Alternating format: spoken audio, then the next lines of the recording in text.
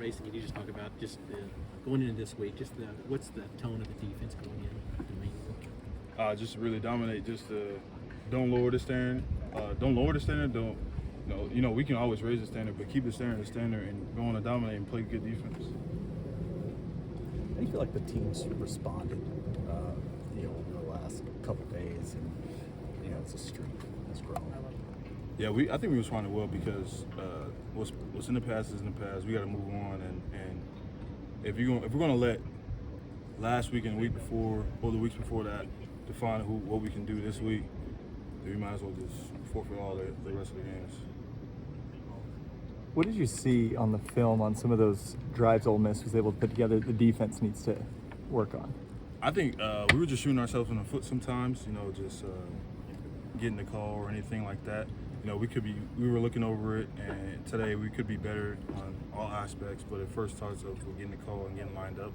I think we had struggles from time to time to do that on those touchdown drive. But other than that, after cleaning that up, I think we were overall kind of good. Is it communication just between you guys on the field as far as like getting that spread across to everybody type thing? Yeah, because we knew we would have to communicate fast, and Ole Miss was a tempo team, kind of like Tennessee, and for them to do that, like how they were holding their players and sending out the center to send out so they won't get their because you know how we do all our things about formation and down and distance and everything. For them to do that, we knew we had to communicate, and we fell short some of those plays and some of those drives where we didn't communicate fast enough. Are you surprised by the lack of takeaways, especially after the way you guys started out so strong this season? Yeah. We were just talking about it too, and the weeks prior to that, because we knew we had to do some turnovers. We had to make some going on defense, and how you said we were on fire in the beginning, and then we've been losing the turnover margin for these past couple of weeks. So it's been a big emphasis on peppering the rock, getting the ball back to our offense.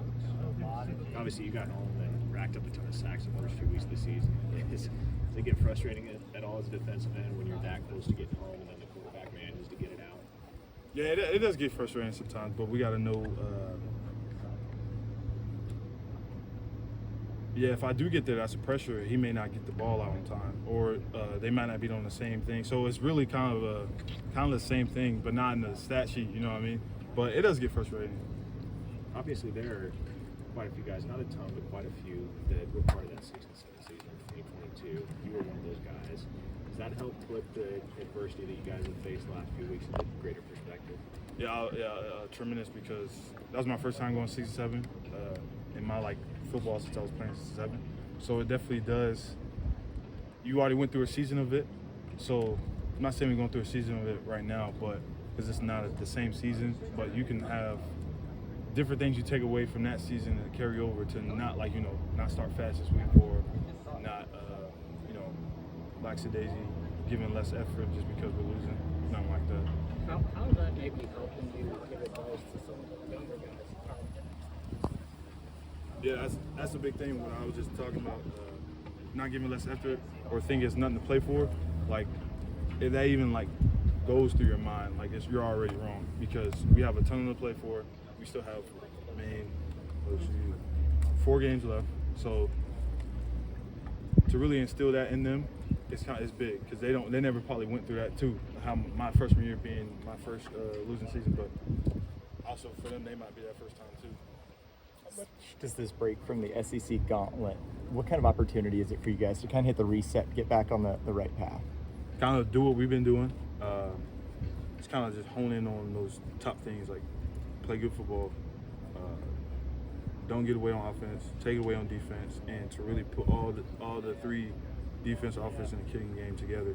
I think that's really good for us, and then going back into the SEC play, that'll be good. To the other side of the ball, how much has Javonte Barnes been kind of a team leader and really tried to rally everything together? Now, he's been a great leader, because we needed those type of leaders on offense, and he's definitely stepped up and been one of those, because he had a good game last 2 days. And for him to be that vocal now and step into that role, it's been huge, because you may not have guys like that on other teams that do that.